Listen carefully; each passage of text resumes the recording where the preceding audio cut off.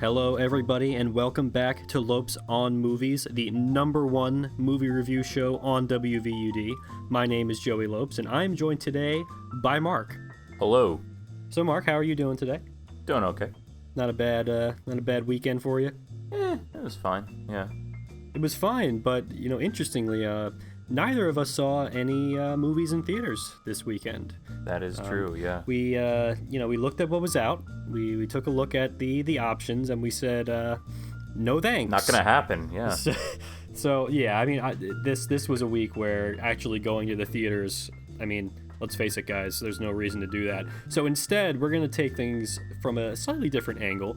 One thing I always wanted to do on this show was get into movies that, you can watch at home. Things that you can find streaming or on video or on Blu-ray or whatever you want to use. And just kind of get into the stuff that I really like and the stuff that we really like and give you some recommendations and stuff that you might have missed or might find interesting.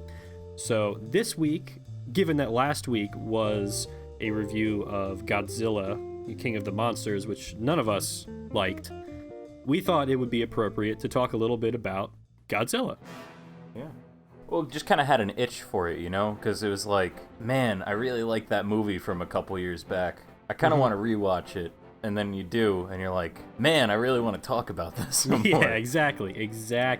Let's get into what we're going to talk about today. So we're going to be reviewing, not really reviewing, but kind of discussing 2 Godzilla movies today.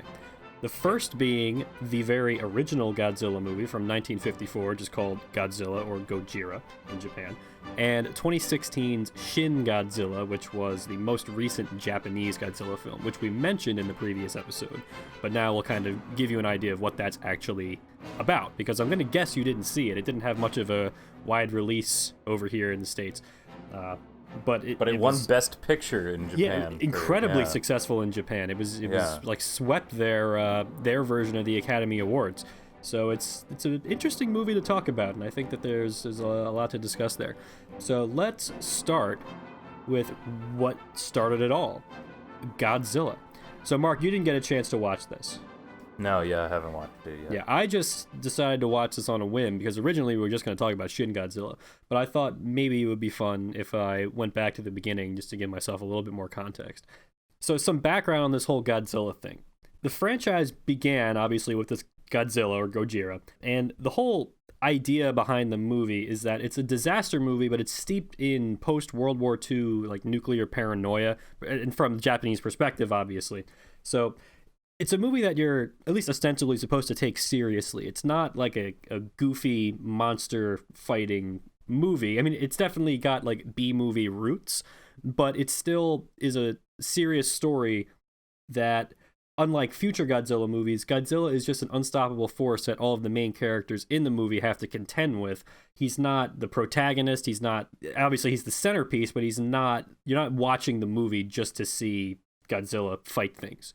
Right, you're watching because there's a story being told. So that's very different from what Godzilla would later become. I think the character became so iconic that eventually the franchise went beyond what the original film was trying to do, and it just became all about that Godzilla character. And they took it in the opposite direction. Now suddenly Godzilla is just a wrestler. He's just doing wrestling with other monsters, basically professional wrestling in monster suits.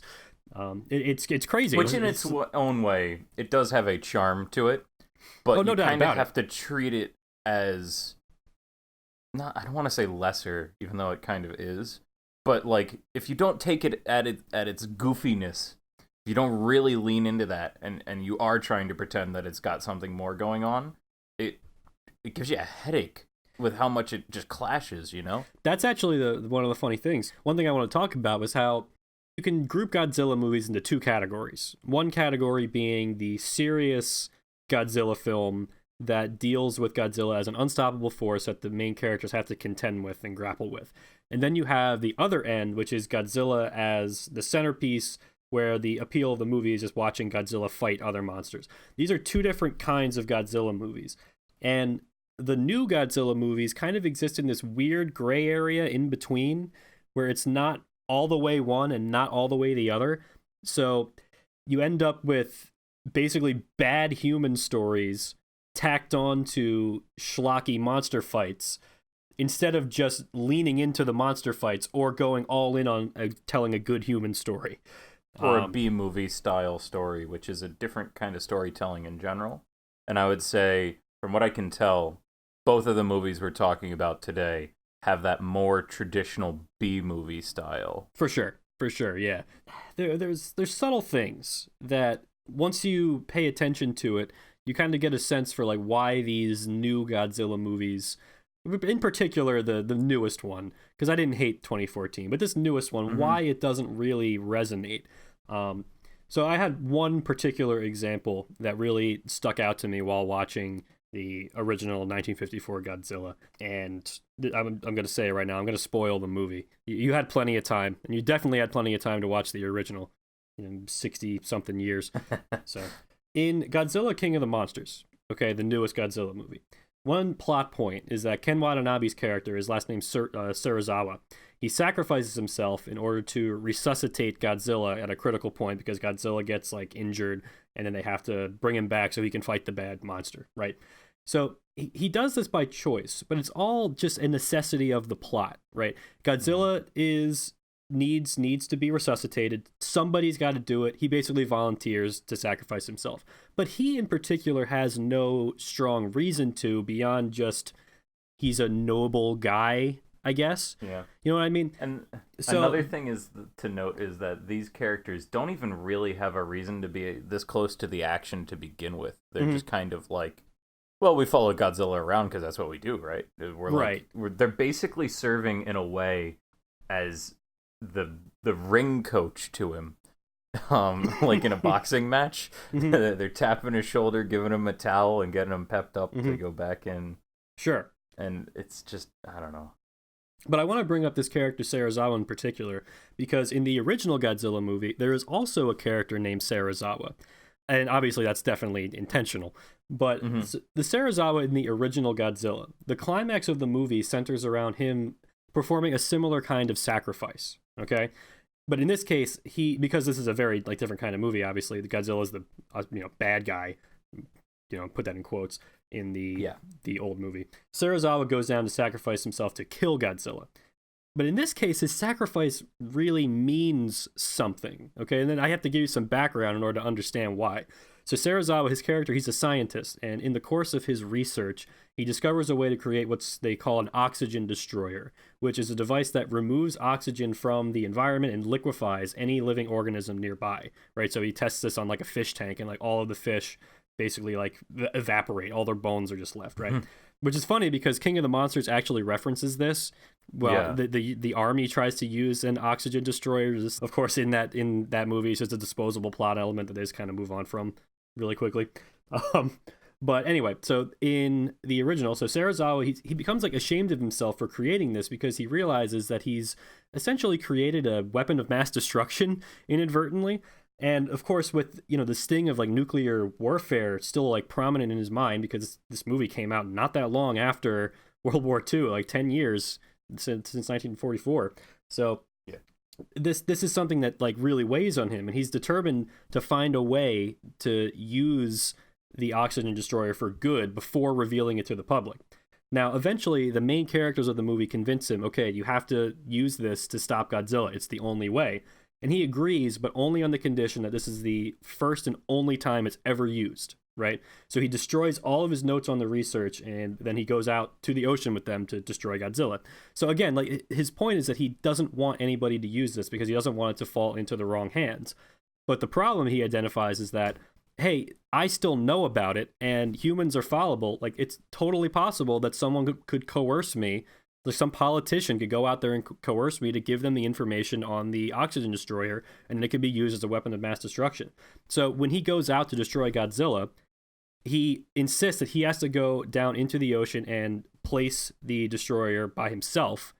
And so he does that in like a scuba gear and everything. And once he places it down in the ocean, he cuts his line back up to the boat and lets himself die with it when it kills Godzilla.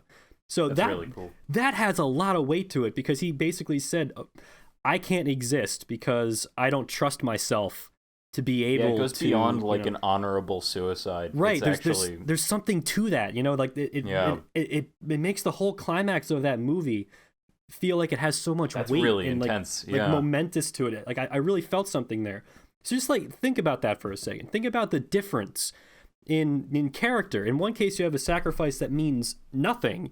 In the other case you have a sacrifice that really, really like means something about that character. So it's just like a crucial difference that you can see how a real movie handles characters versus a schlock movie that doesn't really know what it's doing.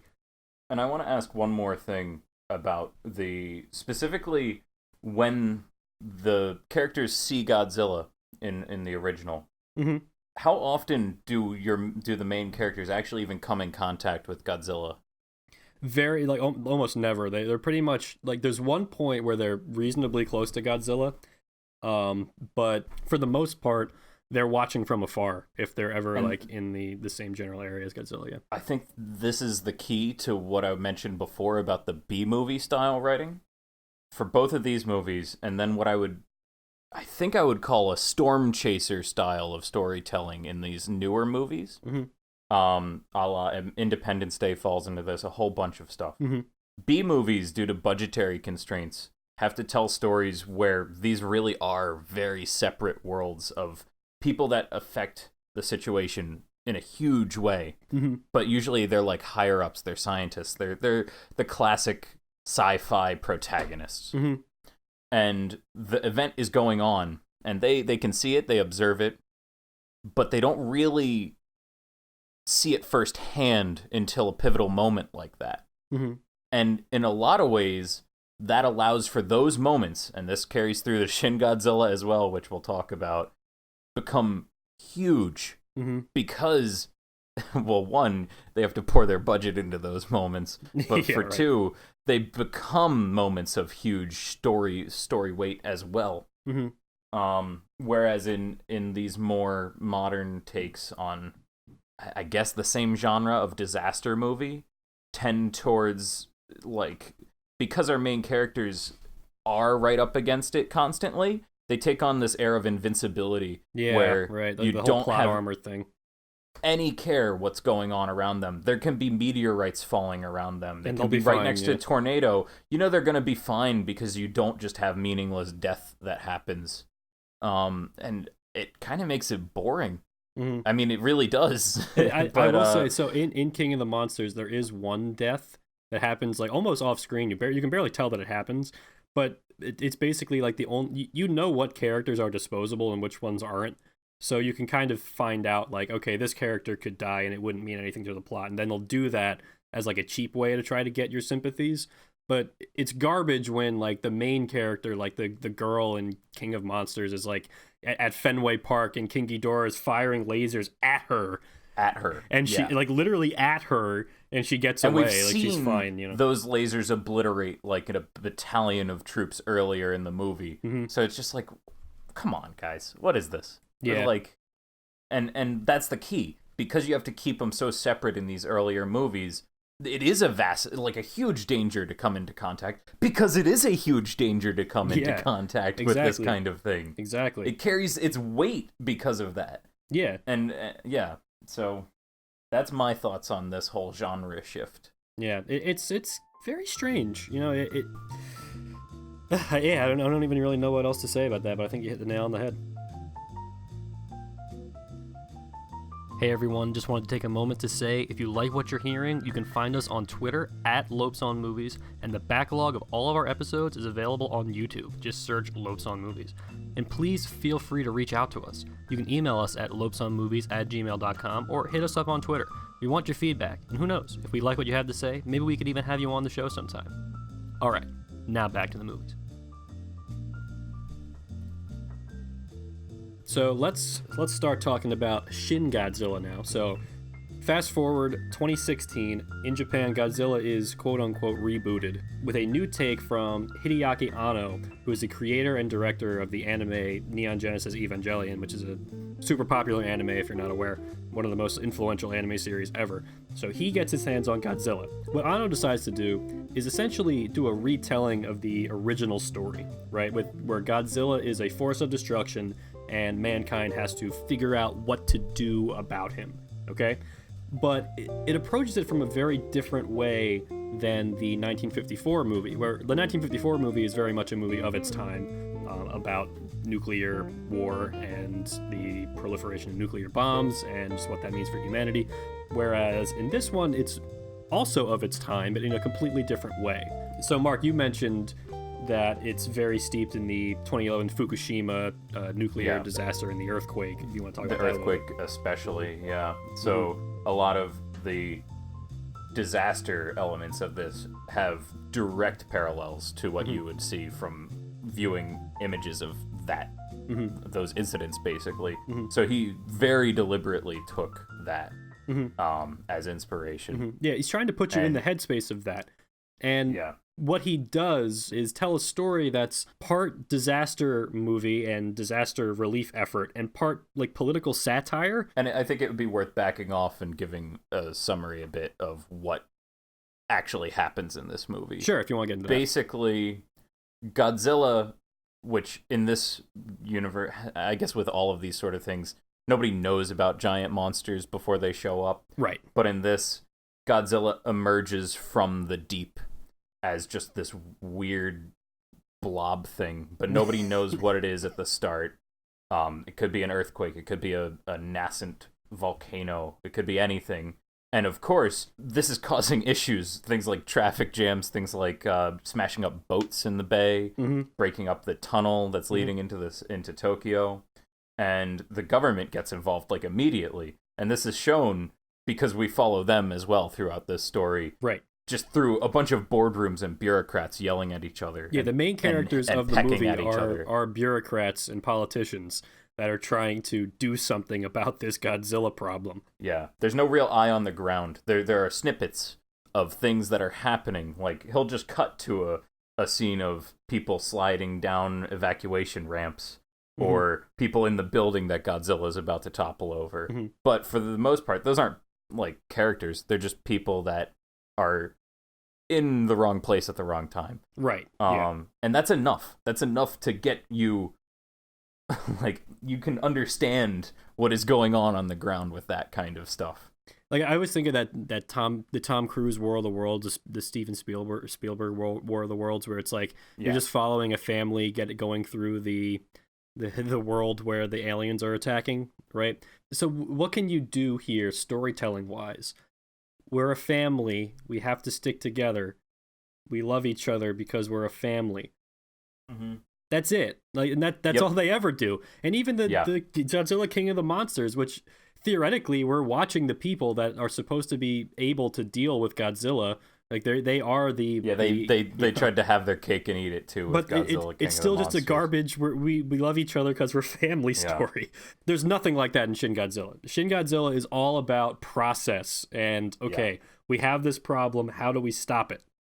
It's heavy into the logistics of the situation, and it's honestly fascinating. So, like I said, it's part political satire in the way that it's basically lampooning the way that the Japanese government is unable to react to this disaster in a way that's probably very close to reality. When the Fukushima disaster occurred, I imagine there was probably some tension there. So there's so many scenes, like you said, in boardrooms where like a bunch of bureaucrats sit around. They're like, "Oh man, what do we do? What do we do? We have to consult with these people. Let's meet in a different boardroom." Then they'll everyone will get up, walk to a different boardroom, and everyone will be in the same boardroom to have a different meeting. Yeah, the exact same people. But this is the thing, and then everybody's saying like, "Oh, we don't have."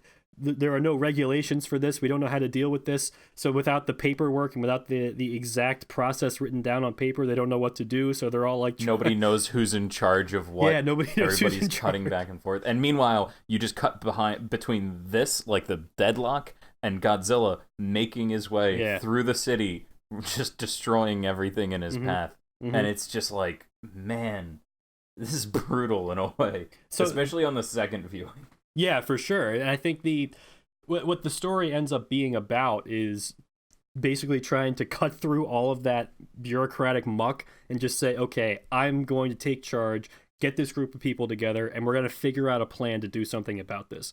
So that's actually something that Anno has always been like. If you watch Evangelion, you can see this. He's very fascinated with process and how things get done. It also deals a little bit with Japan's sort of tenuous place in global politics, which might be one of the reasons why it resonated so much overseas, because there's a big portion of this movie is how the United States at some point has to get involved, and they basically say, we're going to nuke Tokyo to destroy this thing, unless you guys can do something about it in like a ridiculous deadline. And the Japanese government just sort of like folds and is like, all right, we'll do it. But, you know, obviously there's plenty of people in this process that are trying to do something about it, that are furious about this. And it's sort of like talking about Japan's questionable place with the United States and how they feel almost subservient to them, which I think that's a theme they've been dealing with ever since World War II.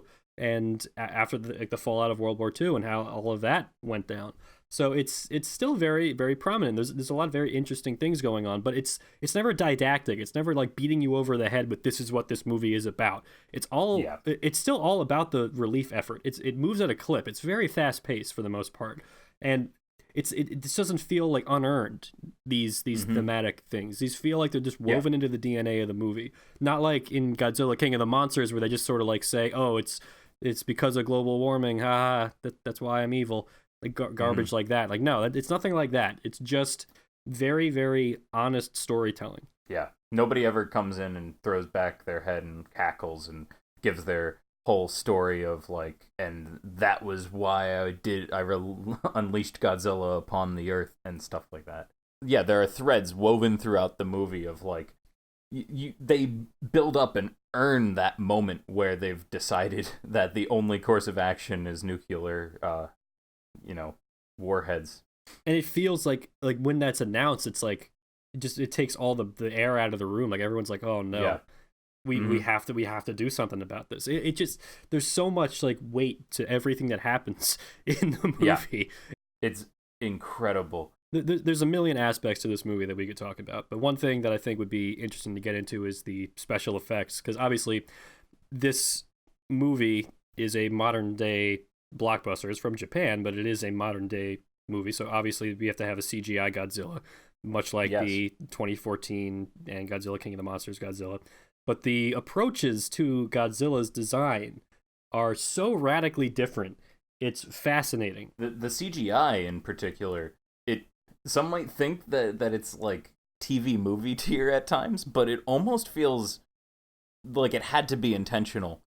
There are moments in this where Godzilla is just really creepy looking. Like, you are unnerved by looking at this thing, even though it's just like this uncanny valley abomination, especially at the start. Yeah. I remember like when we first saw this movie in theaters back a couple of years ago, when the first form of Godzilla first appeared on screen, like the first showing, our theater started laughing because the design is so intense, and the second you see it, you're like, whoa, what is that?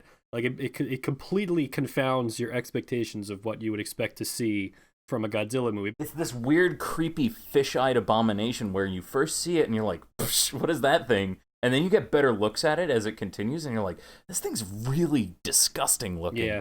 Like, it's like dripping blood out of its gills and everything. It's like this and gross its eyes abomination. Are just these awful, like, what are the, like, gormless fisheye things that are just staring out. And, it's just awesome in how gross it is. Yeah. And then it continues to progress, and the way the animation works in some of these shots is extremely reminiscent of like stop motion Godzillas. And then later on, there are moments that are definitely, I mean, for one, it was mocapped, but it definitely looks like a rubber suit Godzilla, which is really at odds with what it is doing at the time that it looks like a rubber suit Godzilla. It's destroying the city basically. But and I say that because that's one thing worth mentioning here. I say destroying the city, and you think, oh, I see that a million times over in all of these disaster movies. No, you feel the impact of that city destruction, despite the fact that Godzilla is moving around like some dude in a rubber costume. It hurts to watch that moment. For sure. It's just... honestly gives me chills every time I watch it. That's how much this movie earns its moments, but also it's really credit to just the directing. For sure. Like the music choices are perfect. Oh yeah, I love the music. The special effects, like the sound effects especially, they utilize, from what I know on reading up on this, the laser beam effect from the goofier Godzillas at moments that are decidedly very much not goofy. Sure, yeah. Like the laser slices through the city, and you feel the fact that laser is killing thousands and thousands of people as you're watching it. It is, I don't know, like, I don't think I've had another disaster movie where I'm like, a lot of people are dying right now. And jeez. And like, I mean, it's similar to me, like the actually, there's a good comparison, the original Godzilla. That's another one where you really feel the weight of Godzilla's impact and how it weighs on the main characters and how they have to do something about it. Like, one of the things that's so insipid about the new movies is that they have like tunnel vision, where the only characters that matter are like the core family, right? Yeah. So, like, it's devastating when the one character's mom dies. Or King Ghidorah and a bunch of monsters just killed like half the population of the Earth. And we're supposed to care about this one character, this evil character dying, and like her daughter being sad. And there even are moments where they forget the calculus on this, where we just watched a whole city get obliterated, but then there's like one helicopter carrying 20 people and we're supposed to care now. Right, exactly. But that's not the case in like Shin Godzilla, not at all.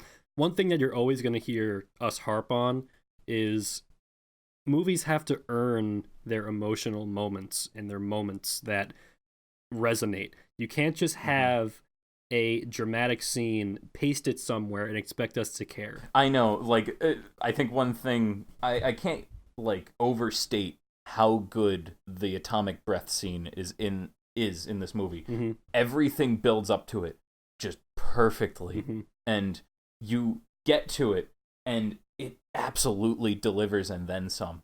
Like, I guess I already said this, but, like, man, even like the colors of that scene. Yeah, it's so you can't iconic. Forget it. It's brutal. And my favorite part about it is you see the laser come out, and then it starts slicing through the city, and it cuts to all of the districts that it's slicing to. Yeah, it makes you keenly aware of what is being lost. Yeah. So all right, so we're coming up on the end here. So I just want to say what I said in the episode last week. Shin Godzilla won't necessarily scratch the same itch that you're looking for from Godzilla King of the Monsters, which is just, I want to see monsters fighting each other. But Godzilla doesn't have to be that dumb. It can be, and it has been that dumb well in the past.